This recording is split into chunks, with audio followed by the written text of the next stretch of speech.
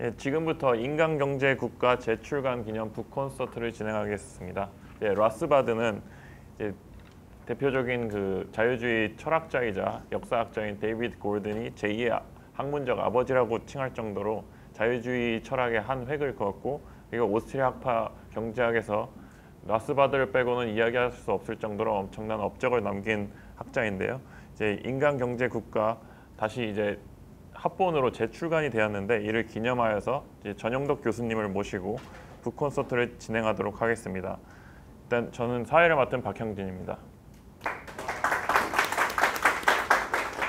먼저 인간경제국가에 대한 질의응답을 해주실 이제 전영덕 교수님을 짧게 소개해드리면, 이제 고려대학교 경제학과를 졸업하시고 오하이오 스테이트 유니버시티에서 국제무역론으로 경제학 박사 학위를 받으시고, 그 박사 학위를 마치신 후 대구대학교로 교수로 2017년까지 부임하시고 2017년에 정년 퇴임하시고 지금까지도 오스트리아파 경제학을 끊임없이 연구하시는 한국의 라스바드라고 칭할 수 있는 한국의 오스트리아파에서는 전영덕 교수님을 빼고는 얘기할 수 없을 정도로 많은 업적을 갖고 있는 분입니다. 전영덕 교수님을 뜨거운 박수로 환영해 주시기 바랍니다.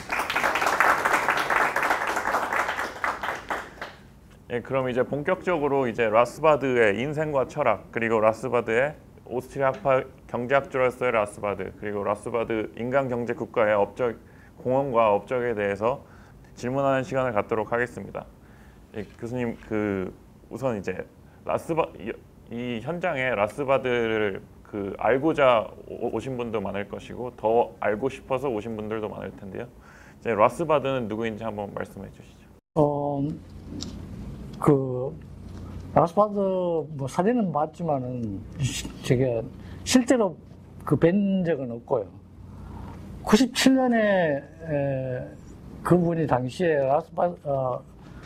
유니버시티 오브 네바다 라스베가스 캠퍼스에 교수님으로 계셨는데, 95년까지 살아 계셨는데, 저는 해필 97년에 가가지고 못 뵀죠. 2년 전에 돌아가셨다고 그렇게 이야기하는데, 제가 그 책으로 본 그분은 우선 천재인 거고요. 보통 경제학자의 수준을 훨씬 뛰어넘는 천재라고 보고, 그 다음에 그분이 철학자, 정치 철학, 그 다음에 경제학자, 사학자, 그 다음에 법학 쪽으로도 영향을 많이 미쳤고, 그 다음에 방법론도 약간 좀 했고, 그런 정도의 도저히 타의 추정을 불허하는 분이고, 26년에 태어나셔가지고 95년에 돌아가셨는데, 사실 너무 너무 일찍 돌아가셨고, 좀 더 살아 계셨으면 너무 많은 저작을 남겼을 텐데, 엄청나게 많은 저작을 남겼을 텐데, 좀 안타깝다는 생각이 듭니다. 지금도 생각해보면, 왜 저런 천재가 일찍 돌아가셨지, 이런 생각이 듭니다. 예, 교수님, 라스바드의 공헌은 이제 사상적 아니면 철학적으로, 그리고 경제학적으로 나누어 볼 수 있는데요. 우선 이제 그의 자유주의적 사상적 공헌은 무엇이라고 할 수 있겠습니까? 이제 이분이 정치 철학 쪽에서 한 획을 긋는 분이었다고 보는데, 사실 정치 철학 쪽에서 자유주의를 논하는 사람들, 노직이나 하이에크나 이런 사람들 많은데, 그렇지만 이분의 책인 The Ethics of Liberty, 이 책은 다른 정치 철학사와 달리 과학으로서의 정치 철학을 세웠죠. 다른 분들은 그냥 자기 멋대로 그냥 이것이 정치 철학이다 이렇게 이제 이야기했다면은 이분이 한 Ethics of Liberty의 정치 철학은 이게 어떤 공리로부터 출발해가지고 연역적 방법으로 각종 원리들을 도출해내는, 현재 우리나라에서 지금 직면하고 있는 낙태 같은 문제들, 그런 것들은 일찌감치 그 책에 보면 대답이 다 나와 있죠. 누구의 권리냐, 이런 문제로부터 시작해가지고 결론이 나와 있는데, 그런 의미에서 보면은 인기는 별로 없었지만은 정치 철학을 과학으로서 그 정립했다는 의미에서 보면은 유일한 분이 아닌가. 그런 의미에서 너무 세상이 그분의 그 정치 철학을 이용을 못한다는 생각이 들고, 현재 우리가 겪고 있는 지금 그 한일 간의 문제도 결국은 정치 철학적으로도 좀 이렇게 응용을 해볼 수 있지 않냐 이런 생각이 듭니다. 예, 근데 이제 한간에서는 그 라스바드의 생각이 비현실적이고 너무 현실을 도외시한 너무 이상주의적 생각이 아니냐, 과연 이게 현실에 적용이 가능하냐라는 많은 의문과 질문들이 많습니다. 이에 대한 교수님의 생각은 어떠신지 궁금합니다. 사실 이 질문은 상당히 내게는 되게 어려운 질문입니다. 왜냐하면은 SW2T를 보면은 너무너무 간결하게 결론이 딱딱딱 나와 있는데, 그 권리와 의무 문제는 당연히 어떤 원리에 의해서 도출하는 것이지 현실적이다 비현실적이다 뭐 그런 문제하고는 관련이 없다는 생각이 들거든요. 그런 점에서 보면은 오히려 이게 그 라스바드의 정치 철학이 비현실적이라는 비판이 비현실적이 아닌가 그런 생각을 해봅니다. 그럼 이제 오스트리아파 경제학자로서의 라스바드에 대해서 알아보도록 하겠습니다.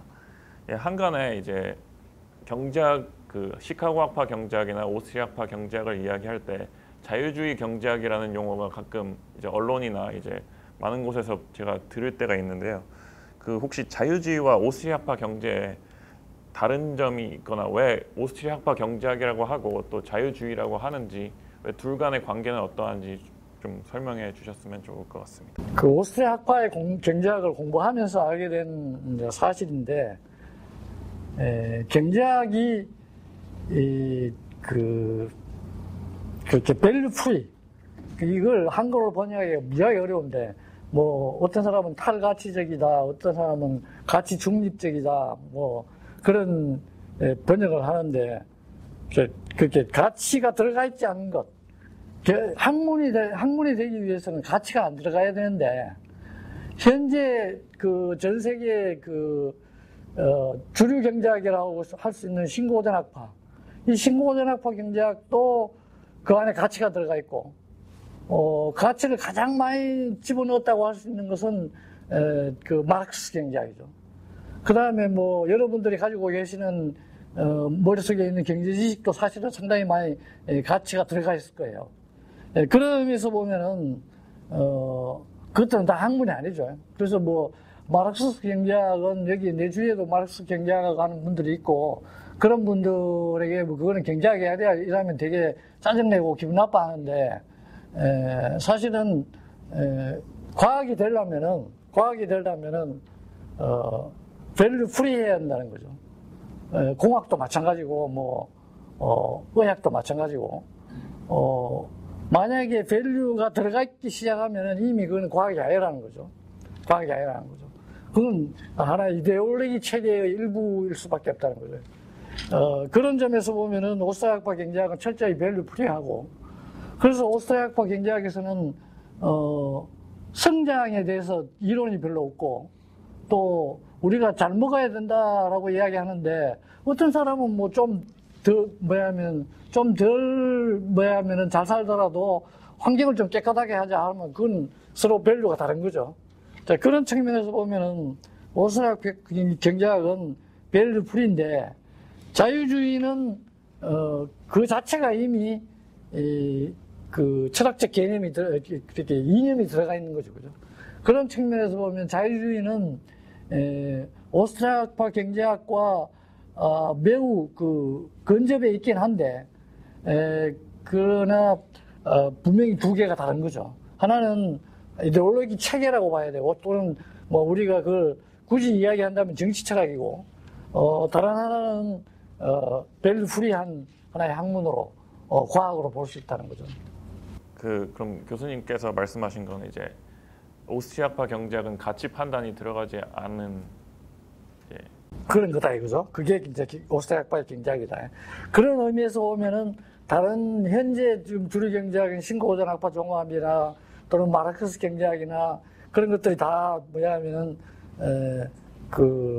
이 경제학이다 또는 안 그러면은 경제과학이다. 그렇게 정의할 수가 없다는 거죠. 그렇게 분류할 수가 없다는 거죠. 이거는 이제 학생들이 많이 질문하는 점인데요. 이제 아무래도 이제 공부하는 데에서 우선순위가 중요하다 보니 이제 오스트리아 학파와 이제 자유주의 철학과 그 둘 중에 어떤 것을 우선적으로 공부를 해야 하는 것이 좋은지, 다시 말하면 이제 경제학이 먼저냐 아니면은 자유주의 철학을 공부하는 것이 먼저냐, 이런 질문이 있을 수 있을 것 같습니다. 나는 비교적 경제학을 먼저 했고 전공이 경제학이니까 그리고 나중에 자유주의로 나아가게 됐는데 사실 경제 현상을 공부하다 보면은 그 끝무렵에 가면은 무엇이 옳은 이념인가 하는 질문들을 마주치게 되더라고요. 그렇게 보면 이제 자유주의는 경제학을 하다 보면은 쉽게 돌파해 갈 수가 있는데, 이해할 수가 있는데, 자유주의로부터 내려와 가지고 그보다 더 좀 폭이 좁다고 할 수 있는 그런 그 경제학으로 가면은 상당히 좀 어렵게 느껴질 거예요. 경제 현상을 바라보는 것이 상당히 좀 계산적이어야 되는 측면도 있고 그렇기 때문에 만약에 지금 공부를 시작한다면 당연히 경제학을 먼저 해야 되지 않겠나. 왜 그러면은 그 자유주의를 먼저 하면 안 되느냐 하면은, 안 된다기보다 좀 어려운 점이 있을 거라고 보냐 하면은 자유주의를 하다가 보면 잘못하면 헛발질 가능성이 많아요. 철학적 측면에서도 그렇고. 그래서 지금 사실 자유주의자들 중에서도 노직이니 하예크니 뭐 이런 분들이 약간 좀 경제학을 해가지고 나간데도 지금 그런 분들이 내가 보기에는 좀 약간 헛발진 부분들이 좀 있거든요. 그런 측면에서 보면은 자유주의보다는, 철학보다는 경제학을 먼저 철저히 닦아가지고 철학으로 나아가는 게 좋고, 그 다음에 오늘날 뭐 정치 현상도 다 경제 현상이라고 그러죠. 그런 측면에서 보면은 우선은 뭐 지금 일어나고 있는 현상을 이해하기 위해서는 경제학이 좀 필요하지 않느냐. 그 다음에 이제 자유주의가 좀 도움이 될 것 같고 그런 생각을 합니다. 이제 본격적으로 라스바드에 대해서 잠시 이야기해 볼 텐데요. 이제 미국의 대부분 오스트리아파 경제학자들도 이제 주류 경제학을 먼저 접하고 라스바드를 통해서 오스트리아파 경제학을 접하고 오스트리아파 경제학자가 된 경우가 종종 있는데, 이제 라스바드가 학부 시절 스티글러츠의 제자였다고 저는 들었습니다. 근데 라스바드가 오스트리아파 경제학자가 된 계기가 있는지. 스티글러라는 시카고 대학 규제 이론으로 신고대학파 경제학에서는 규제 이론으로서 대가였고, 그리고 영향력이 컸던 분이 있는데, 아마 그 당시에는 이 라스바드가 학부 시절인가 대학원 시절에 스티글러가 거기 그 강사를 하고 있었다고 하더라고요. 그때 뭐 조교수인지는 정확하게 모르겠는데, 그분한테 강의를 들으면서 규제, 특히 이제 가격 고정 현상, 가격 고정이 되면 어떻게 되겠냐라는 이야기를 물었더니, 스티글러가 그때 뭐 연구가 일천해서 그런지 뭐 거기에 대한 대답은 내보다는 그때 뉴욕대학에 와 계신 뉴욕대학에 미제스가 거기 와 계시는데 그분이 그런 이야기를 좀 하는 것더라. 그래가지고 그걸로 찾아가게 됐다는 이야기가 있더라고요. 네, 그럼 본격적으로 책에 대해서 이야기해 보도록 하겠습니다. 이제 먼저 역자이신 이 교수님께서 이 책을 접하게 된 계기가 있으실 텐데, 어떻게 이 오스트리아파를 경제학을 알게 되고 이 책을 알게 되셨는지. 사실 89년에 미국에서 이제 공부를 하고 귀국을 했는데, 한국에 와보니까 정치나 경제에서 경제학자들이 하는 말을 가만히 보니까 상당히 많이 주류 경제학인 신고고전학파 종합에서도 좌쪽으로 많이 갔다는 생각을 했었습니다. 그때 하버드 대학 나왔다는 이정우 교수도 잠깐 만나본 적이 있는데, 그때 당시에 내가 시카고 학파 이야기를 했더니, 시카고 학파는 아직까지도 아직 10년 후는 지나가야 우리 사회에 적용할 수 있는 거 아니냐, 그런 식으로 이야기하더라고. 근데 그분은 또 재밌게도 10년 후에 오히려 반대 방향으로 더 좌파로 가버렸죠. 좌파로 가버렸는데, 그러면서 90년, 91년, 2년 그 사이에 미제스의 자유주의라는 책을 번역한 걸 잠깐 읽어봤는데, 그때 가졌던 많은 의문들을 그 작은 책이 쭉 해결을 해주더라고. 이게 시원하게 대답을 해주는구나. 그 당시만 하더라도 미제스가 오스대 학파의 일원인지 그건 잘 몰랐고, 그냥 그쪽으로 공부를 좀 해봐야 되겠다는 생각을 했는데, 97년에 내가 UNLV에 가게 되면서 이제 오스대 학파의 경제학에 대해서 좀 관심을 갖게 됐죠. 그게 우리나라의 분위기가 정치 쪽도 그렇고 경제도 그렇고 경제학계도 그렇고 상당히 많이 그렇게 중도 좌파가 아니고 좌파로 많이 기울어 있는, 특히 노동경제학 같은 경우에는 노동조합이 독점이다라는 생각마저도 모르는 사람들이 대부분이고, 노동경제학은 우리가 미국 있을 때도 노동경제학 전공하는 사람들이 하는 말이, 한국 노동경제학계는 완전히 좌파다. 그게 지금 오늘날 우리나라 노동조합이 저렇게 그 위세를 떨치게 된 이유가 아닌가 이런 싶은데요. 지금 개인적으로는 그렇습니다. 그럼 이 인간경제 국가 책을 접하시고 번역을 결심하게 된 특별한 계기가? 97년에 UNLV에 갔더니 UNLV의 호페라는 분이 그때 라스바드가 소개해가지고 UNLV 교수로 와 계셨죠. 근데 그분이 이제 미제스 라스바드의 인간경제 국가라는 이 책을 이제 소개도 해주고, 자기 강의도 듣게 해주고, 그 다음에 논문도 좀 주고, 오스레 학파 논문집도 이런 게 있다고 소개도 해주고 그러는데, 그때 이제 그 책을, 그 당시는 내가 지금 보지는 못했고, 그냥, 책을 복사만 해가 왔는데, 일부만 복사해 왔죠. 다 복사할 여지가 못 돼가지고. 복사해가지고 조금만 보니까, 이거 뭔가 문제가 있구나. 문제가 있다 보다 뭔가 좀 좀 공부를 좀 해봐야 되겠다. 그렇게 해서 이제 책을 구매를 하고, 공부를 이제 98년 초에 돌아왔으니까, 그때부터 사실은 이제 인간경제 국가를 공부를 했는데, 그 98년부터 공부한 인간경제 국가를, 그때 한 2번 정도 읽었는가 그런데, 2번 읽고 난 다음에, 이게 제일 먼저 떠오르는 생각은, 이분이 천재구나, 그런 생각을 했고, 그 에스크스 오브 리버티를 보고 난 다음에 더더욱 그랬죠. 두 번째는, 책보다 좋은 책을 만들기가 어렵겠구나. 너무 책을 완벽하게 만들어가지고, 더 좋은 책을 만들기 어렵겠구나. 더 좋은 책을 만들기 어렵다면은, 번역하는 길밖에 없겠지. 이제 그런 이제 결론을 내고, 번역을 이제 하려고 마음을 먹었죠. 여기 책을 받으신 분들이나 이제 책을 사신 분들이면 아실 텐데, 이 책의 분량이 거의 1000페이지에 육박하는 아주 상당한 분량인데, 이 1000페이지 이상의 분량의 책을 번역하는 것이 쉬운 일은 아니었을 텐데, 번역 과정에서 힘들었던 점이나 어떤 에피소드가 있으신가요?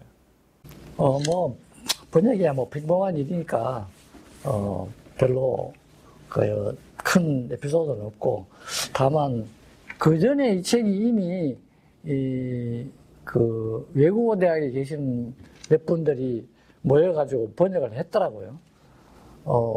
인간 행위의 경제학인가 그거 말고 이 책은 번역이 안 됐고, 인간 행위의 경제학을 번역이 됐는데, 미제스의 휴먼 액션을 번역한 번역의 용어들은 이쪽에 그 인간경제 국가에서 많이 쓰게 되는데 그게 좀 번역이 좀 시원찮은 부분들이 있더라고요. 그 경우에 이제 우리가 새로운 말을 만들어야 되는데 김일숙 박사하고 나하고 둘이서 이제 김일숙 박사는 한국에 있었고 나는 이제 미국에 있었는데 새로 이제 그 말을 번역을 새로 이제 만들어야 되는데 그게 좀 이제 뭐 에피소드라기보다 좀 힘들었죠. 힘들어가지고 그런 거 이제 둘이 조율하고 하는 과정에서 시간을 꽤 썼죠. 뭐 호딩 같은 거. 그 신고문학파에서는 퇴장이라고 그러지 않습니까? 그죠? 우리는 그냥 보유 뭐 이런 건데 그렇다고 해 호딩을 보유라고 그냥 번역하기도 그렇고 그 다음에 이분이 로테이팅 에코노미 그것도 번역하기 좀 어렵더라고요. 예, 그런 그 주류 경제학에서 그 내가 번역할 때까지만 해도 나도 여전히 주류 경제학자였는데 그 번역할 때도 여전히 주류 경제학자이면서도 이게 그 오스트리아학파 경제학자의 용어들, 개념들 이런 걸 번역하는 것이 이게 제대로 번역하고 있는지 모르겠다. 뭐 그런 두 사람 이야기를 주고받고 하기도 했습니다.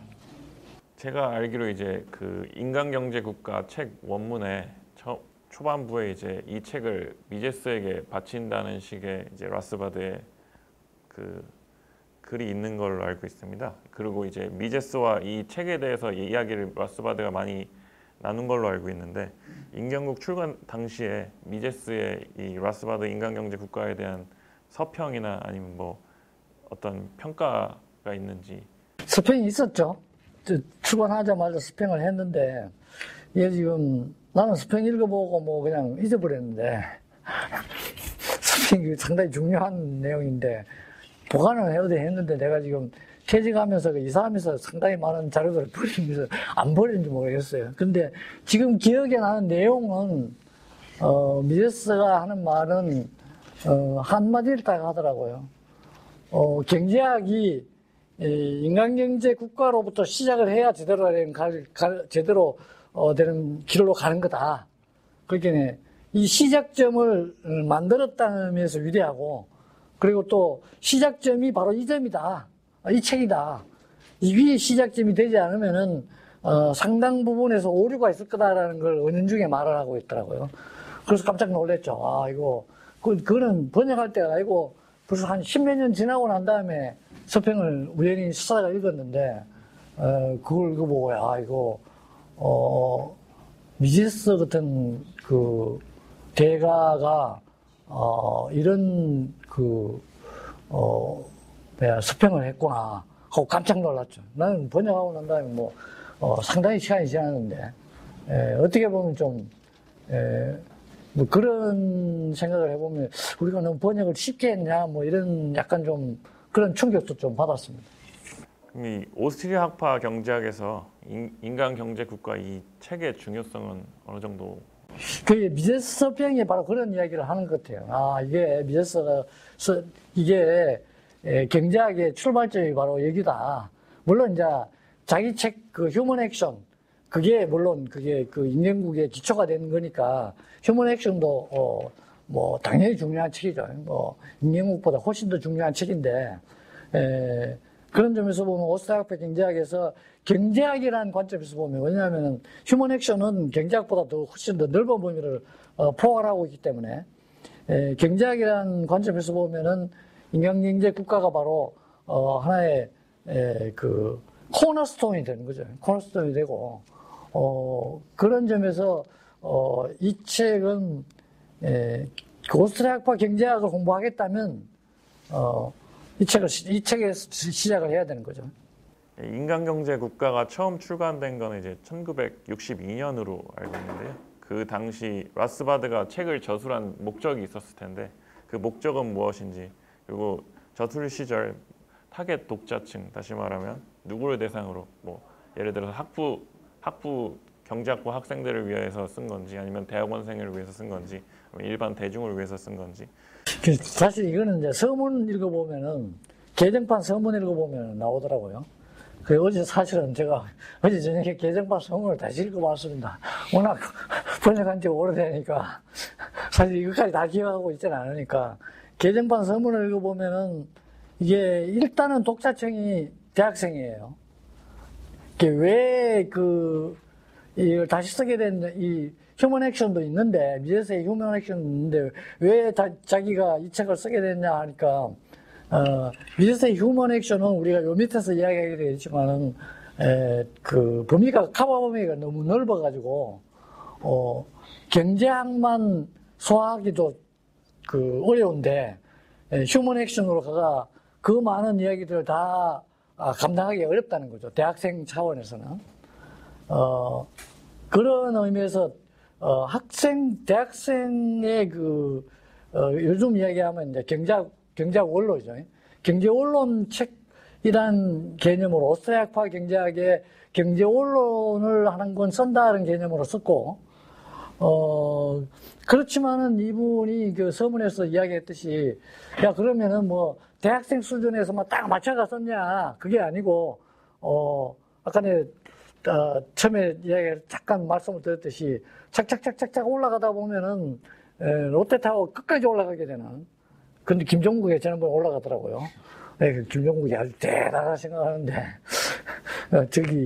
끝까지 올라가게 돼가지고, 어떻게 보면 롯데타워 끝까지 올라간 그 책으로 비유할 수가 있는데, 이분이 그런 의미에서 보면은, 이 저술이 대단한 거죠. 대단하고, 독자층이 그런 의미에서 보면은, 대같은 사람도 아직 독자예요. 예, 라스바드가 인간경제국가를 처음 출간한 게 이제 1962년인데, 이제 출간된 지 약 55년이 넘은 상황인데, 이런 오래된 책을 읽어야 하는가라는 질문이 있을 수 있습니다. 예, 주류 경제학의 경우에는 항상 이제 매년 혹은 뭐 2년에서 3년 사이에 개정판이 나오고 새로운 이론을 이제 소개를 하고 발전이 있는데, 왜 오스트리아파 경제학 저서에는 왜 이러한 개정판이 잘 나오지 않는가에 대한 의문을 가질 수 있습니다. 이에 대해서 교수님의 생각은 어떠하신지 궁금합니다. 개인적인 생각은 이 책이 너무 좋아가지고 더 좋은 책을 만들기가 어려운 거 아닐까 싶어요. 너무 잘 만드는 것 같아요.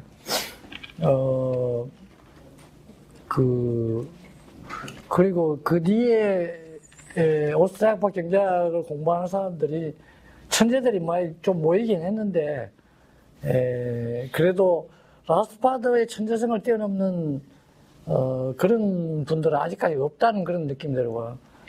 아마 미제스 라스바드 다음에 지금 3대 오스트리아파 경제학자들은, 경제학자나 뭐 철학자들 이런 사람들 중에는 뭐 그런 대로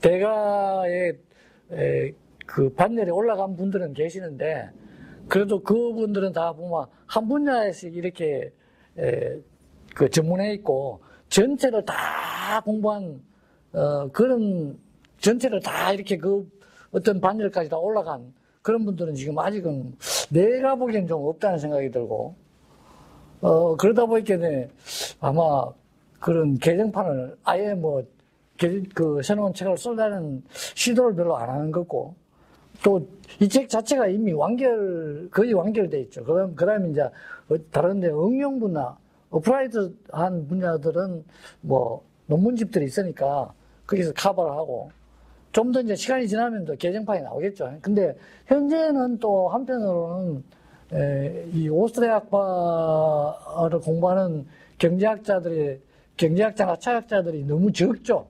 너무 적어가지고 소수 사람들이다 보니까 아직도 그 공부의 그 분량이 많은 그 학자들이 하는 경우하고 달리 공부 분량이 많지는 않다는 생각이 듭니다.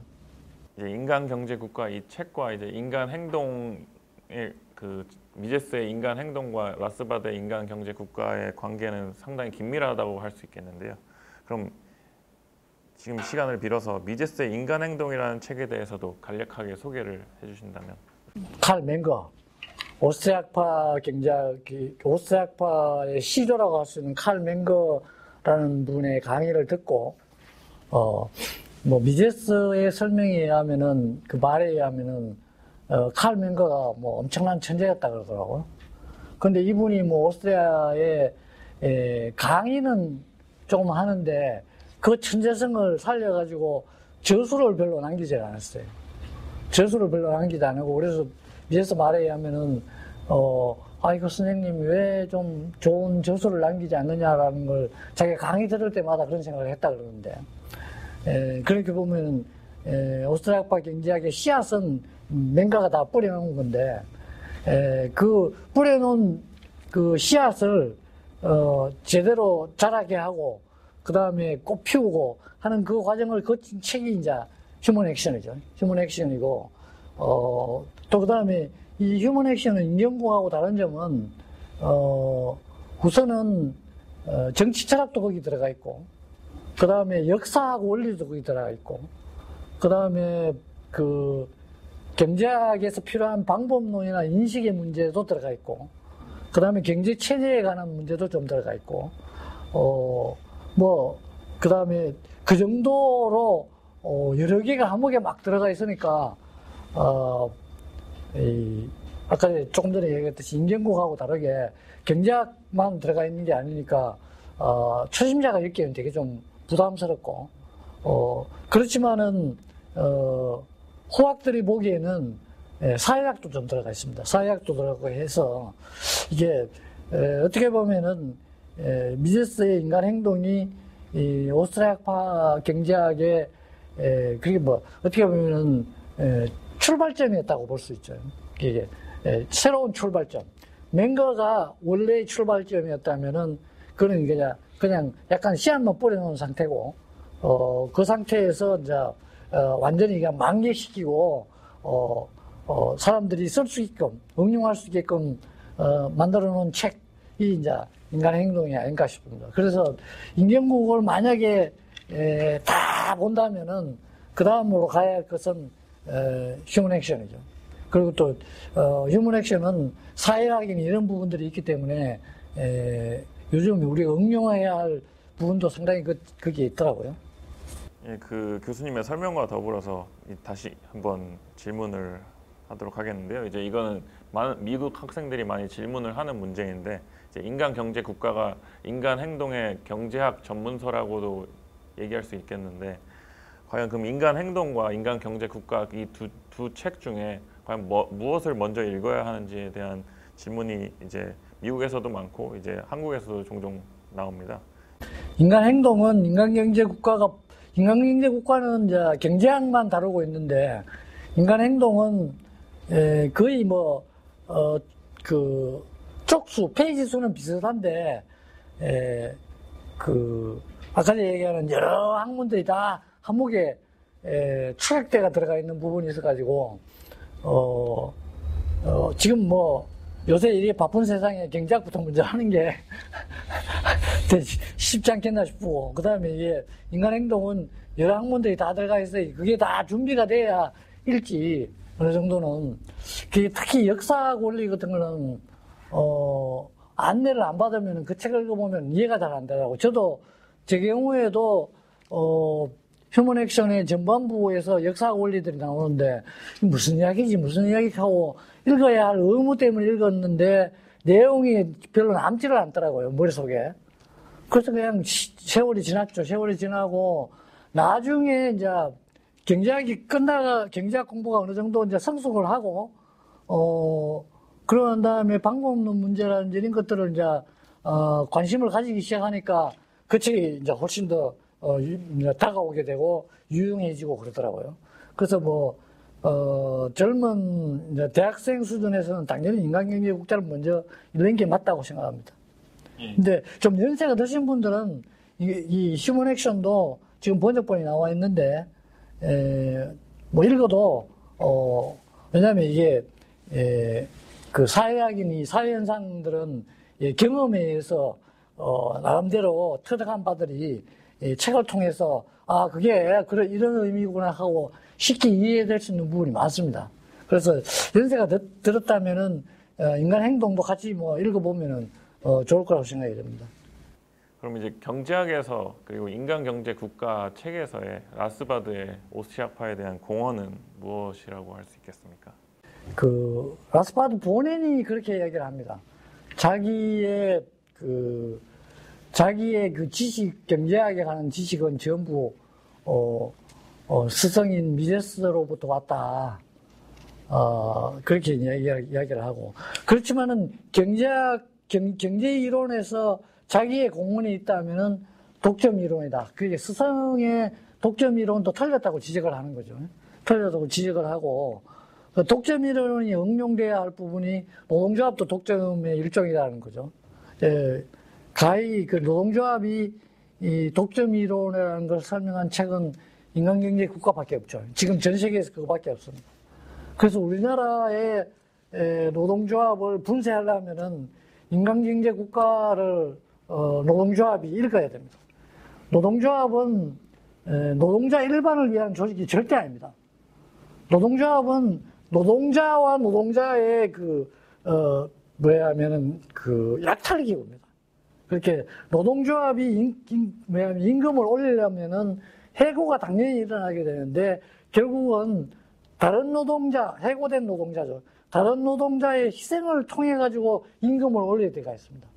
이게 노동조합이 사용자의 갈등이나 뭐 압력이나 또는 그 약탈을 보호하기 위해서 노동조합이 작동하는 기구가 아니고 노동조합은 일부의 노동자를 약탈해가 일부의 노동자를 먹이 살리는 기구입니다. 그 과정에서 누가 또 약탈당하느냐 하면 사용자도 약탈당하고 보통 사람들도 약탈당하고 다 우리가 지금 약탈당하고 있습니다. 그것도 몇십 년간 공부해보면은 상공업자도 약탈당했습니다.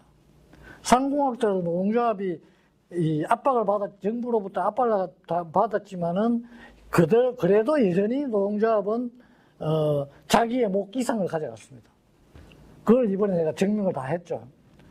그래서 현재 우리가 그 노동조합을 해산시키려고 그러면은 이 인간경제 국가에 나오는 노동조합 이론을 그 사람들이 읽고 그리고 국민 앞에 나와가지고 깊이 석고 대제를 해야 된다고 보고 있습니다. 왜? 그 사람들이 다 약탈에 가깝죠. 우리를 약탈하고 다른 노동자들을 약탈해요.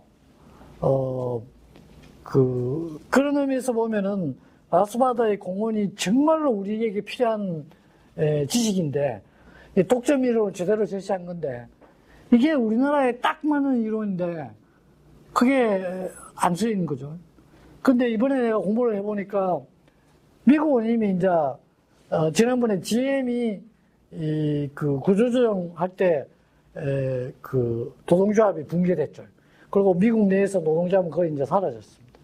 일본은 사실상 노동조합이 거의 작동을 안 하고 있는 나라입니다. 왜냐하면 일본 국민들 스스로가 노동조합을 무지무지하게 정오합니다. 그다음에 중국은 법적으로 노동조합을 금지해가 있죠. 우리만 지금 노동조합이 위세를 떨치는 나라가 되어 있습니다. 그것만 하더라도 우리가 이게 일본이나 미국이나 중국을 이길 수 없는 그런 지금 구조가 되어 있는데 라스바드의 독점 이론, 라스바드 독점 이론만 따로 떼가지고 번역을 해가 지금 현재 그가 있는 그걸 작은 팜프렛으로 해가지고 공개를 좀 했으면 싶습니다. 교수님이 생각하시는 독점 이론을 포함해서 이제 인간 경제 국가의 공헌은 이제 겸손하게 이제 라스바드는 자신은 공헌한 것이 이제 독점 이론밖에 없다고 이렇게 자기 책에 대해서 평을 했는데 혹시 교수님이 생각하시는 라스바드 인간 경제 국가의 공헌은? 휴먼 액션이 A라는 이야기를 하고 B라는 이야기 했을 때 그 사이에 그 틈새 그런 것들은 많은데 그거는 내가 지금 다 기억이 안 나고 한 가지 내가 감동을 받았던 거는 뭐냐면은 자본이 경제에서 어떤 역할을 하는가 하는 것을 비주얼화해가 딱 쫙 계속 보여주지 않습니까? 야, 이거 좀 기가 막히다. 어떻게 이렇게 비주얼로 보여주려고 이렇게 좋은 그림을 딱 만들어냈을까? 그 테이블이 계속 연이어 나오지 않습니까? 그죠? 근데 그걸 보고 있으면, 야, 이 양반이 뭐 이런 걸 다 만들어가지고, 사실 자본이라는 개념은 정말로, 시각화해가 보여주기가 어렵거든요. 근데 그걸 싹 보여준 거 보고, 야, 이거는 뭐, 본인도 아마 서문에서 그런 이야기를 조금 했을 거예요. 이게, 뭐, 작지만, 그래도 중요한 공헌이라는 이야기를 했을 가능성이 있는데, 내가 개인적으로 보기에는 그 책을 보고 나니, 그 부분을 보고 나니까, 야, 이거, 이게, 그분은 수학자라 그러는데, 수학을 공부했다 그러는데, 그 그림이 너무너무 멋지더라고요. 그래서 내 개인적으로는, 자본이 경제에서 어떤 역할을 하는가, 우리가 자본에 대해서 경제학자들이 아는 게 그렇게 많지 않아요. 자본하면은 그냥 뭐 사람이 약간 좀 이상해지는데, 자본의 역할에 대해서 이 인간경제 국가는 잘 이렇게 시각화해가 보여지지 않나 이런 생각입니다. 저도 이제 인간경제 국가를 때때로 읽으면은 이제 새로운 깨달음을, 경제학적 깨달음을 항상 얻게 되는데, 그럼 도대체 교수님이 생각하시기에는 인간경제 국가를 도대체 몇 번이나 읽으면은 좋을 것 같습니까? 모르는 게 있으면 계속 찾아보는 게 그 길밖에 없고, 개인적으로는 원서를 내가 2번 읽었습니다. 원서를 2번 읽었는데, 물론 나는 이제 설명의 목적상 학생들도 가르쳐야 되니까, 2번 읽었는데, 우선 그리고, 내가 2번을 읽을 수밖에 없었던 것은, 내가 그 책을 처음에 읽을 때 신고전학파 경제학이 머릿속에 많이 들어가 있었기 때문에, 인간경제 국가의 지식을 받아들이기가 상당히 어려운 측면이 있었습니다. 그러다 보니까 그런 내용들을 지우고 새로운 브레인워시를 하고 새로운 지식을 집어넣는 과정들이 좀 시간이 많이 걸렸지 않나 싶고요. 그런 측면에서 뭐 그건 독자들이 각자 판단을 해야 하는 문제겠죠. 한국에 많은 라스바드 저서들이 번역되지 않은 상태로 있고, 이제 또 번역된 또 라스바드의 저작이 상당히 많은데, 인간경제 국가 이후에 심화 공부를 위해서 어떤 저서나 영상물을 보면 좋을지. 이 영상물은 에세이 종류, 숏 에세이 종류, 지금 일어나고 있는 것에 대해서 숏 에세이는 미세스 인스튜트에 가면 많이 있는 것 같고요. 저작에 대해서 이야기한다면 라스바드 저작 이후에 인간경제 국가 이후에 라스바드 저작은 많죠. 엄청 많죠. 어떻게 보면 다 따라 읽기가 힘들 정도로 너무 많은 저작을 남겼는데, 라스바드는 뭐 우선은 에스더블 리버티를 좀 읽어야 될 거고, 근데 그건 경제학이 튼튼해지고 난 다음에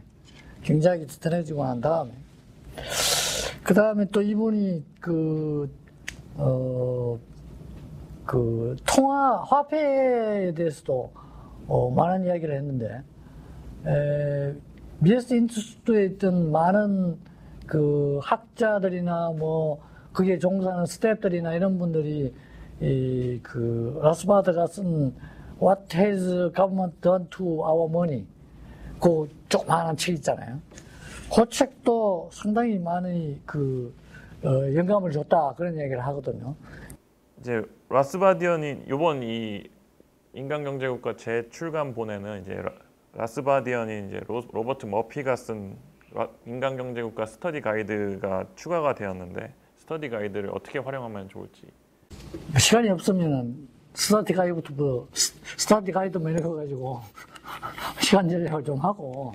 근데 사실은 머피가 간결하게 정의를 잘 내리는 것 같습니다. 그래서 나도 몇 가지는 다가와 쓴 경우도 있는데, 간결하게 그게 라스바드가 길게 써놓은 내용을 딱 그냥 두들로 그냥 착 내려버리는데, 아니 라스바드는 너무 길게 썼지 않나?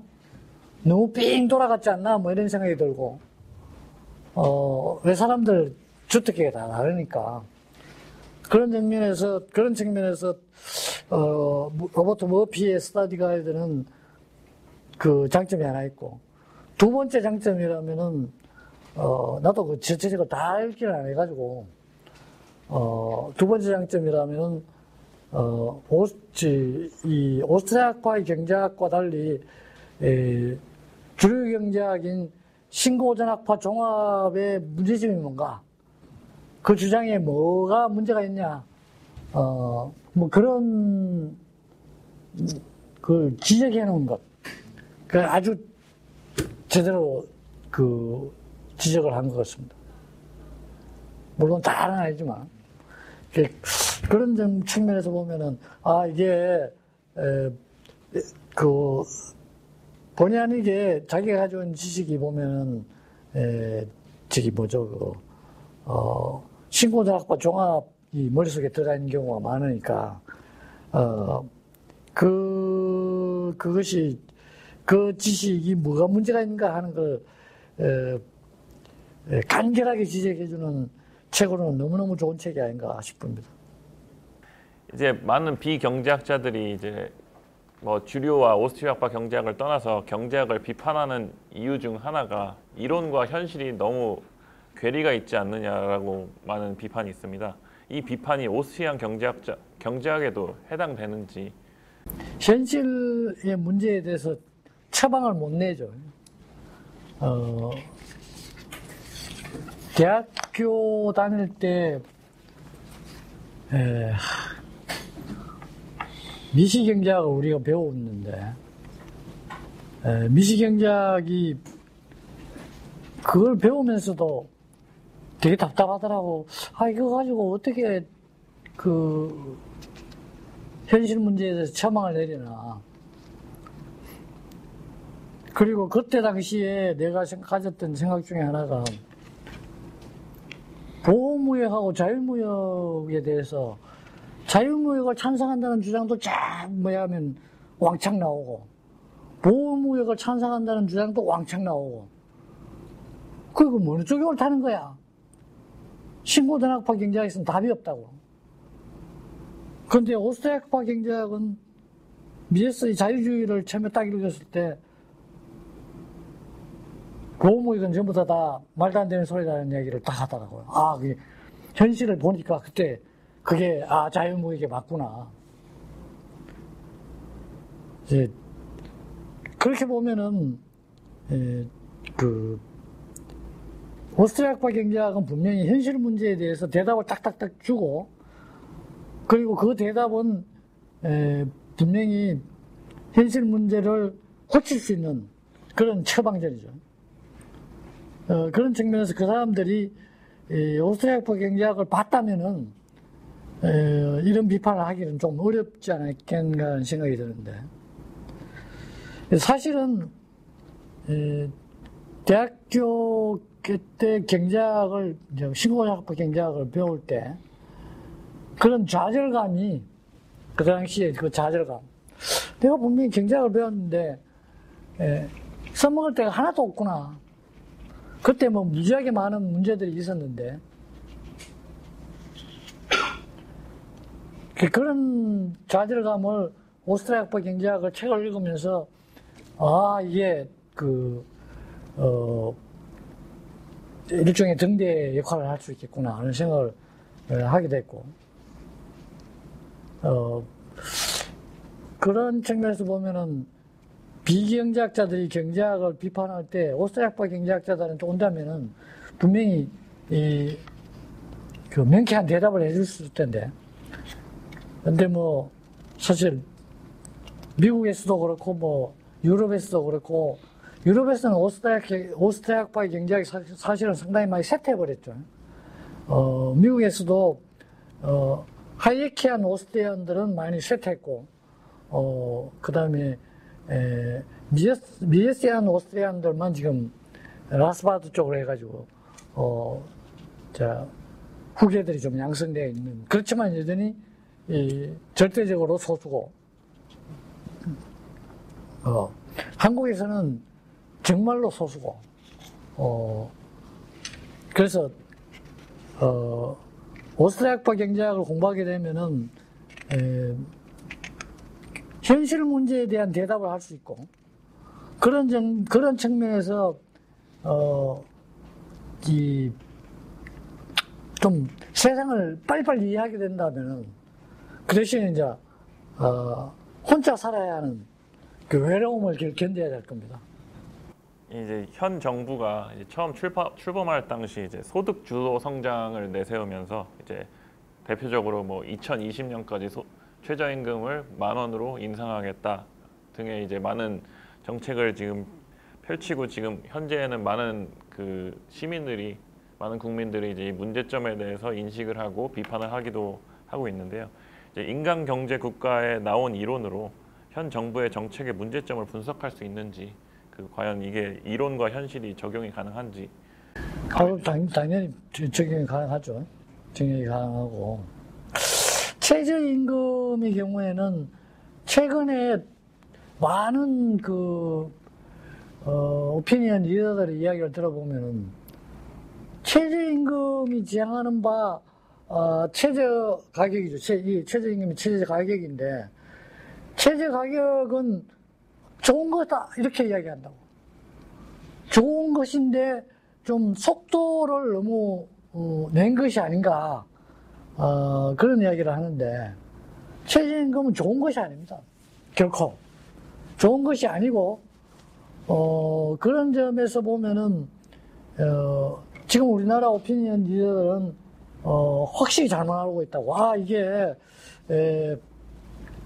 이게 애초에 이게 약탈기구인데 그 약탈기구를 지금 찬성하고 있고 다만 좀 속도를 좀 내야 한다 뭐 이런 식의 이야기를 국민들을 자꾸 오도하고 있다고.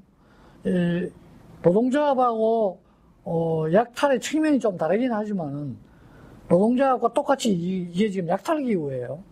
약탈기구인데 그것도 뭐 사책으로 좀 빼뜨려가지고 노동자를 보호해주는 비정규직 노동자들을 보호해주는 그런 약탈기구가 아니고 다른 노동자들을 약탈해서 뭐냐면은 현직에 있는 비정규직 노동자들을 보호해주는 그런 기구예요. 최저임금이. 그렇게 임금을 자유시장의 임금보다 더 높게 받으려면은 어차피 그게 해고가 일어나는데 그 해고된 노동자들의 희생으로 임금이 올라가는 거죠. 아까 노동조합하고 거의 비슷한 메커니즘이에요. 물론 이제 그 돌아가는 메커니즘은 비슷하지만은 그냥 그 밑에 노예제가 있는 기반은 좀 다르죠. 하나는 헌법에 기반하고 있고 하나는 법률에 기반하고 있고 이런 방법이죠. 그리고 또 그다음에 이거는 이쪽 노동조합은 좀 이게 뭐라 그러나 협상이 좀 협상을 할 여지가 좀 있고 그렇지만 약탈기구라는 측면에서 보면 양쪽 다 똑같다고. 근데 우리나라 현재 사람들이 말하는 바 오피니언 리더들은 최저임금은 좋은 것이다. 그렇지만 속도가 너무 빠르다 이렇게 이야기하는데 최저임금도 노동자와 같이 약탈기구고 그다음 최저임금은 지금 현재 우리가 보다시피 한계 기업들을 쫓아내게 하죠. 지금 이제 중소자영업자들이 다 쫓겨났죠. 지금 거의 이제 다 쫓겨나고 이제 남은 건 겨우 이제 버틸 수 있는 사람들 남았는데 또 하나 최저임금의 문제점은 지금 그 최저임금을 조금 아는 사람마저도 이 부분은 지적을 하고 있는데 최저임금을 적용하기 위해서는 임금이 자유시장 임금보다 올랐고 그 오르는 부분의 생산성을 유지하기 위해서는 노동자의 생산성을 유지하기 위해서는 자본이 그만큼 많이 들어가야 돼요. 그럼 결국 뭐냐면은 최저임금이 적용되는 부분에서는 과잉 자본화가 일어나게 되고 최저임금이 안 적용되는 곳에서는 과소 자본화가 일어나게 되는 그런 상황이 나오게 돼가지고 자본 배분이 지금 잘못되고 있는 상황이죠. 그거는 뭐 통계로도 안 잡히고 이론으로밖에 알 수 없는 건데 우리나라 같이 자본이 보면은 그렇게 묵묵하지 않는 형편에서 보면은 자원 배분이 지금 디스로케이션이 일어나고 있다. 이렇게 이제 볼 수가 있는 거죠.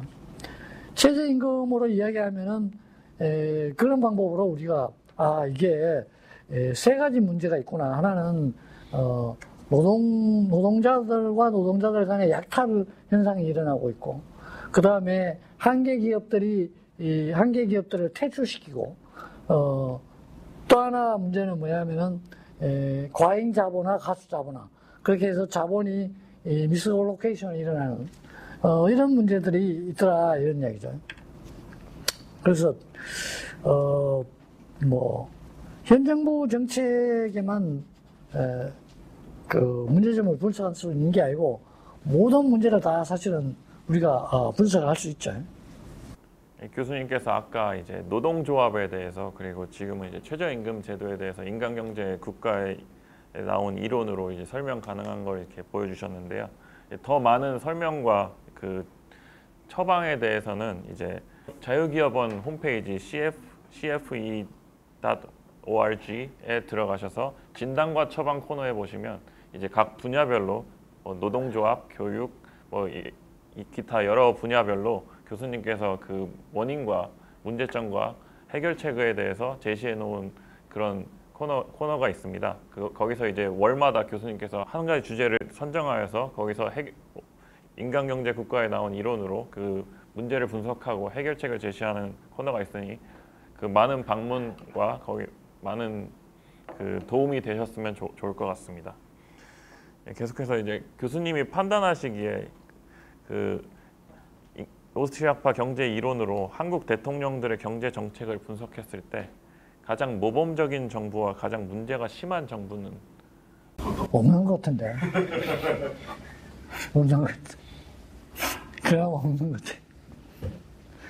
그 책에서 찾는 길밖에 없어. 여기에 그 뭐라 그러나 자유주의에서 그 과거 다른 나라의 역사에서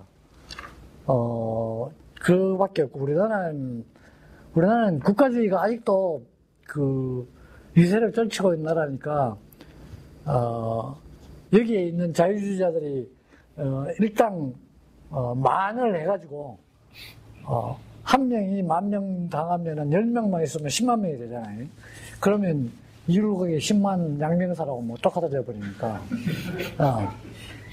그게 지금 10명 조금 넘으니까 대까지 합쳐가지고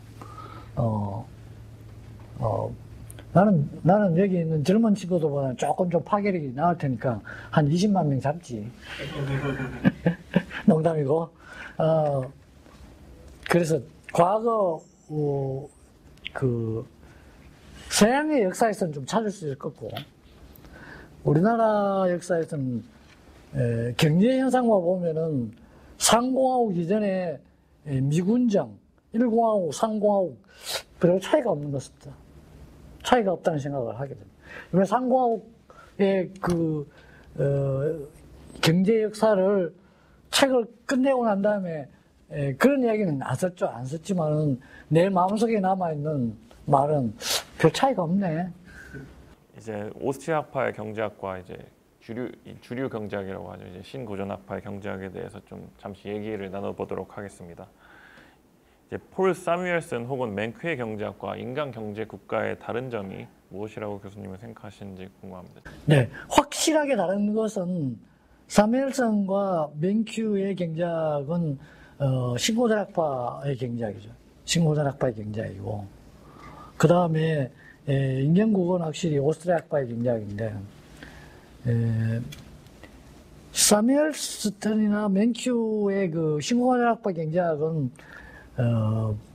그 응용 심리학으로 볼 수 있죠. 응용 심리학. 경제학이 응용 심리학의 한 분야죠.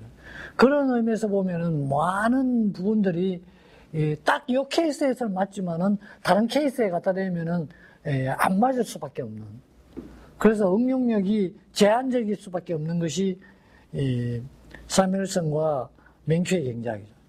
그런데 인경국은 모든 케이스에 다 적용할 수 있는 그렇게 그 인간의 행동 원리는 특히 경제 행동은 따지고 보면은 서양이나 한국이나 일본이나 다 똑같다는 거죠.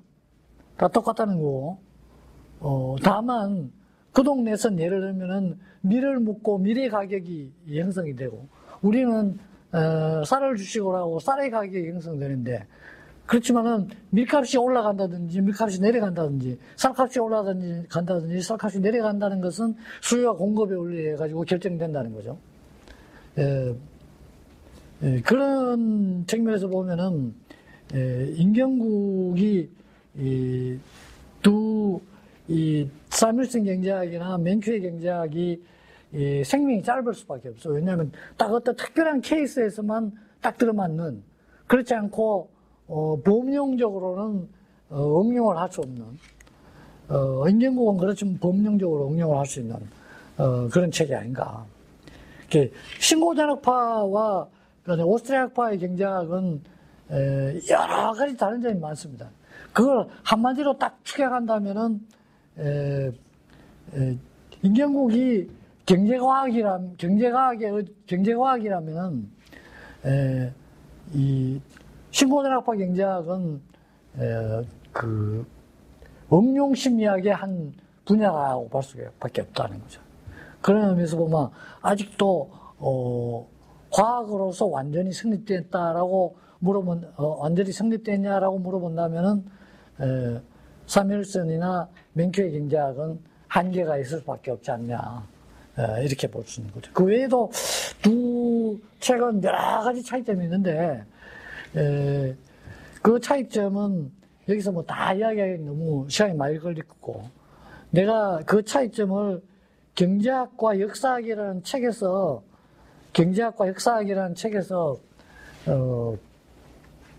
그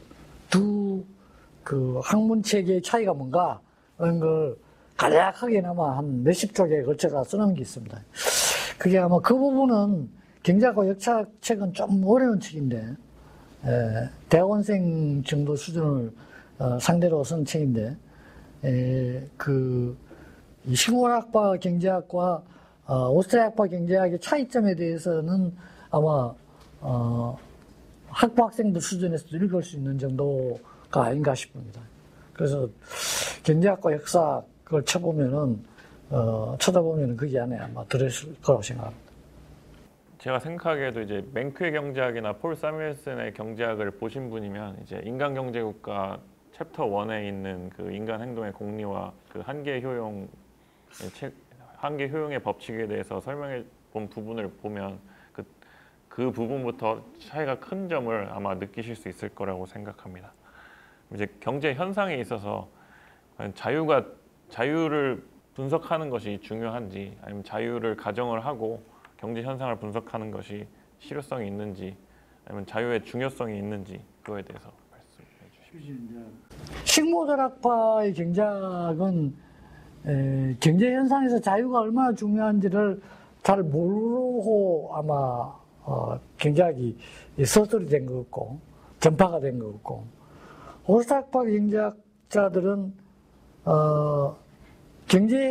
인간의 경제 행위에서 자유가 얼마나 중요한가 하는 것을 너무너무 깊이 잘 알았던 거죠. 그래서 우리가 마켓도 프리마켓하고 햄퍼드 마켓으로 구분을 하죠. 프리마켓은 계약의 자유가 정부에 의해서 통제되지 않고 우리가 자유롭게 할 수 있는, 그렇지만은 이제 남의 재산을 침범할 수 없는 그런 자유, 그런 자유가 중요하다는 걸 신고학파 경제학자들이 몰랐다면은, 오스트리아학파 경제학자들은 그런 자유가 중요하다는 것을 알고 있었다는 거죠. 그렇다고 오스트리아학파 경제학자 사람들이 자유가 중요하니까 자유를 가치로 놓고 경제학을 펼쳐간 건 아니죠. 그냥 인간의 경제 행위를 들여다보니 자유가 있을 때하고 자유가 없을 때하고는 차이가 있더라. 자유가 있을 때 훨씬 더 자기의 효용을 잘 만족시키고 극대화되더라 하는 것을 누구보다 알았고, 그런 의미에서 경제학에서 경제 현상에서 자유가 그만큼 중요하다 하는 걸 강조하게 된 거죠. 그렇다고 아까 이야기했듯이 그걸 밸류처럼 집어넣은 건 아니고, 그래서 이제 경제학이 이제 밸류 저지먼트를 안 하고 있는 거죠. 오스트리아학파 경제학에서는. 근데 신고전학파 경제학에서는 거기가 프리마켓이냐 햄퍼드 마켓이냐라는 구분을 처음부터 안 하죠. 처음부터 안 하니까 이게 프리가 얼마만큼 중요한지, 자유가 얼마나 중요한지에 대해서 또 그것이 경제행위에 어떻게 영향을 미치는지에 대해서 잘 모른다고. 그 최저임금에 대해서 우리가 적용해보면 최저임금을 최저임금을 정부가 법으로 정하게 되면은 그건 이미 자유가 없어진 거죠. 그렇게 노동자를 고용하는 쪽에서도 자유가 없어졌고 노동을 파는 쪽에서도 노동자 쪽에서도 자유가 없어진 거죠. 그 자유가 있는 상태에서 야 너희들 둘이 거래를 해봐라. 계약의 자유는 너희들 다 가지고 있다. 그리고 당연히 약탈은 해서는 안 된다. 그렇게 하면은 그때 나오는 결정은 뭐냐면은 자유시장 임금이라 그러죠. 자유시장 임금은 어떤 수요와 공급에 의해서 결정되는 어떤 점이죠. 그런데 법으로 정해놓으면은 양쪽 다 거래자들은 양쪽 다 자유가 없게 되고 자유가 없게 되니까 어떤 문제들이 이제 생겨난다는 아까 얘기했듯이 최저임금의 세 가지 문제들이 생겨난다는 거죠. 그런데 자유를 주어놓으니까 그 세 가지 문제들이 하나도 일어날 이유가 없죠. 일어날 이유가 없고 임금은 임금대로 물론 최저임금보다는 당연히 낮죠. 자유시장 임금이. 그렇지만은 누구도 거기에 불만을 가질 수가 없죠. 왜? 그게 자유롭게 계약한 상태니까. 그러나 최저임금은 누구도 자유가 없는 상태에서 강제로 떠밀리게 되니까 강제에 의하게 되니까 이 세 가지 문제점들이 이제 드러나게 되고 그것이 이제 결국은 현재 오늘 문재인 정부가 가지고 있는 지금 소득주도 성장, 최저임금의 가장 큰 문제인데 그게 뭐가 문제인지 모르죠. 뭐가 문제인지 모르는데 그래도 신고자격파 경제학도 지금 실험을 해보니 어느 정도 문제가 생겨난다는 걸 알고는 있어요. 자영업자들이 막 자빠지고 이제 파업하고 하니까 그건 경험에 의해서 아는 건데 우리는 경험에 의해서 알기 전에 이미 이론으로 이 세 가지 문제가 일어난다라고 이야기를 했는데 이 세 가지 문제가 일어난다는 것에 대해서 그 사람들은 경험에 의해서 알다 보니까 경험으로 알 수 없는 자본의 배분이 잘못된 거 그런 부분에 대해서는 알지를 못하는 거죠. 그런 측면에서 보면은 경제 현상에서는 자유가 엄청나게 중요하다. 자유가 엄청나게 중요한데 그런 점에서 보면 우리나라 사람들이 워낙 오랫동안 자유가 집합해 와가지고 경제 현상에서 자유를 박탈당하는 것을 대수롭게 얘기하는 것 같아요. 그렇게 최저임금은 당연히 이상적이다 이렇게 얘기하잖아. 근데 최저임금은 절대 이상적인 게 아니라는 거죠. 그게 이제 경제학에서 자유가 얼마나 중요한가라는 것을 알고 있는 그래서 자유가 있을 때하고 없을 때가 다른 기로가 나온다는 것 그걸 갖다가 잘 보여주는 이 학문이 바로 이제 오스트리아학파 경제학인데 그게 이제 자유무역과 보호무역이죠. 오늘날 일본은 지금 우리한테 수출 규제를 한다는데 사실 지금 양쪽 다 피해를 입게 돼가 있는데 근데 피해를 입는 기업에 대해서는 별 이야기를 별로 안 해요. 신문도 보면은 방송도 그렇고 양쪽 다 지금 피해를 다 입게 되는데 특히 일본 쪽 기업들은 피해에 대해서 블룸버그나 이런 데서 이야기하는지 일본 내에서 나오는 이야기들은 그렇게 많지는 않아요.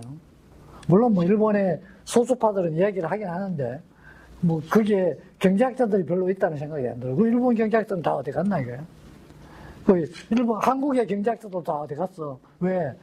지금 피해를 보고 있는 기업들은 좀 더 기업들하고 그 다음에 노동자들도 당연히 피해 볼 거고 그 다음에 또 토지도 피해를 볼 텐데 토지 소유자들도 그 피해를 보는 상황에 대해서는 별 이야기를 안 한다고.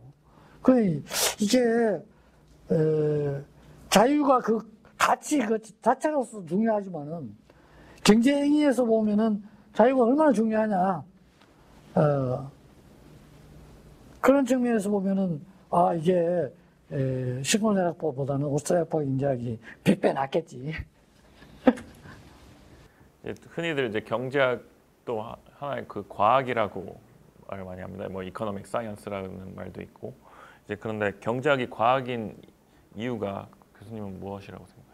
경제학이 이제 그 인경국에서 보면 인간경제 국가에서 보면은 공리가 있고 공리로부터 원리들을 쭉 연역해낸다 그러죠. 근데 그게 이제 과학이라 그럽시다. 나도 뭐 그 방법론은 그렇게 많이 공부하고 오질 않았는데 공리로부터 연역해내는 거. 그게 그 라스바드가 정치 철학에서 The Ethics of Liberty에서 공리로부터 정치 철학의 원리들을 쭉 유도해냈죠. 그런 의미에서 정치 철학을 과학적 반열에까지 높인 책은 높인 분은 그분 한 분밖에 없죠. 그래서 뭐 그 유명한 인사들이 뭐 노직이나 하이에크나 뭐냐면 그런 분들이 있긴 한다. 그런 사람들은 대중에게는 많이 알려져 있고 또 사상가들한테도 많이 알려져 있지만은 과학이라는 사이언스라는 측면에서 보면은 여전히 좀 미흡하죠. 2% 부족한 거죠. 근데 경제학이 그런 의미에서 우리가 공리에서 연역적 방법에 가지고 원리들을 쭉 유도해가는 연역해내는 그것이 과학이라면은 오늘날 신공작업하는 아직도 과학으로 완전히 과학이다라고 100% 과학이다라고 말하기는 어려운 측면이 있죠. 그렇다면 이 오스트리아파 경제학자들이 이제 과학자 일종의 그 과학을 하는 과학자라고 할 수 있는데요. 그럼 참된 과학자의 자세는 교수님 무엇이라고 생각하십니까? 이게 그 코페르니쿠스 시대를 생각해 보면은 코페르니쿠스가 대단히 외로웠을 거예요. 진리를 이야기했는데 그 지지를 받지 못했으니까. 네, 오늘날 경제학적 진리도 지지자의 수혜에서 결정되는 게 아닙니다. 제대로 된 공리를 기초로 해가지고 연역돼 나온 것이라면은 그 지지자들이 많고 적고가 상관이 없다는 거죠. 경제학이 과학이 되려면은 그렇게 돼야 되고 경제학이 과학이 되기 위해서는 그렇게 된다면은 그걸 흡수했을 때 과학자가 되는 거죠. 그런 의미에서 우리가 제대로 된 과학자냐 라는 생각을 해볼 수 있고 그리고 언제나 오스트리아과 경제학은 뭐 미국에서도 마찬가지고 한국에서도 마찬가지고 소수자인데 소수자라는 입장에서 보면은 외로울 수밖에 없고 그렇지만은 지지자의 수혜에서 결정되지 않는다. 코페르니쿠스를 생각해 보면은 그 외로움을 견뎌야 되지 않겠느냐 라는 생각을 해봅니다. 예, 그럼 이제 마지막으로 자유주의 철학과 오스트리아파 경제학에 입문하는 청년들을 위해서 교수님께서 조언을 한 말씀 해주시죠. 이거 내가 말하기 좀 어려운 부분인데요. 그래도 여기 젊은 친구들이 많으니까 한 몇 가지만 좀 이야기를 해볼게요. 내가 대학교 다닐 때 우리 스승들이 해줬던 이야기 중에 하나가 은행일치 이야기를 많이 하더라고요. 사람들은 이제 말하고 행동하고 참 다르다는 거죠. 은행을 일치시켜야 된다 이게. 근데 자유주의자들은 특히나 보통 사람보다 더 은행 일치를 해야 되는 이유가 자기 의견을 자꾸 남한테 설파하려고 그러면은 자기 스스로가 말과 행동이 일치하지 않는다면은 상대방이 믿기가 어려워진다고. 그래서 자유주의자가 국가 보조금을 타면서 자유주의라고 말해서는 안 되고 또 국가보조금을 탈 때 뭐냐면 자유주의라고 말하지 않는다면 말해서는 안 되겠지만은 자유주의라고 이야기하고서 국가보조금을 탄다. 그럼 그 은행 일치가 안 되고 있다고. 그 론폴이 바로 대표적인 사람이죠. 론폴이 평생 동안 미국의 자유주의자고 뭐 상원까지 했는데 은행 일치를 계속 시키고 미국 같은 나라에서는 그런 정도의 그 위치까지 올라가려면 은행 일치가 안 되면은 못 올라가겠고, 특히 뭐 은행 일치가 안 된다는 결국은 거짓말을 하고 있다는 이야기인데 미국은 특히나 중요한데 우리나라도 자유주의자라고 이야기한다면은 자기 자신의 말의 정당성을 자기 스스로 보여줄 수밖에 없어요. 그래야 우선 설득이 상대방이 조금이라도 믿게 되겠죠. 그래서 보통 사람보다 더 은행 일치를 시켜야 되지 않느냐. 그 다음에 내가 이거 정계훈 군한테도 이야기를 했는데 우리나라에 거지하고 사기꾼들이 너무 많다 그러더라고, 정계훈 군이. 그래서 그렇게 보면은 부모님으로부터도 빨리빨리 독립을 해야 돼요. 빨리빨리 독립을 해야 돼요. 대학교 정도만 졸업하면은 거기까지는 이제 부모님한테 돈을 타 쓰더라도 그 이후에는 스스로 자립해가 부모님한테 용돈도 좀 드리고 그렇게 되지 않겠냐. 이것도 자유주의한테 요구되는 거라고 나는 덕목이라고 봅니다. 그렇게 돼야 튼튼한 그 자기의 그 은행을 상대방한테 보여줄 수 있고, 그 다음에 잘 아시다시피 사기하고 절도를 하지 말아야 된다. 이것도 매우 중요하고요. 마지막으로 내가 한 가지 말씀드리고 싶은 건, 앞으로 아마 노동시장이 현재의 추세대로라면 더 나빠질 겁니다. 근데 이 노동시장이 더 나빠지는 부분은 40, 50대하고 20, 30대가 심각해지지 않겠냐. 그렇다 보면 20대, 30대, 40대, 50대가 다 그러는 건데, 특히 이제 젊은 세대들이 노동시장이 더 악화될 가능성이 많으니까, 임금이나, 노동 조건에 대한 기대를 조금 낮추고, 빨리빨리 취직을 좀 해야 되지 않겠나. 자유주의자가 취직 안 하면은, 은행 일치도 하기 어렵고, 독립도 어렵고, 여러 가지로 어렵죠. 그런 측면에서 이거는 우리가 인간경제 국가하고는 다른 이야기들인데, 그래도 자유주의 철학을 공부한다, 오스트리아학과 경제학을 공부한다, 이런 친구들에게는 꼭 좀 이런 것들이 필요하지 않겠는가 하고 혼자 한번 생각을 해봤습니다. 여러분 도움이 됐으면 좋겠습니다. 예, 그러면 이상으로 이제 인간경제국가 재출간 기념 북콘서트를 마치도록 하겠습니다. 이제 먼 길 함께 와서 참여해주신 참석자분들과 끝까지 시청해주신 시청자분들에게 감사드립니다.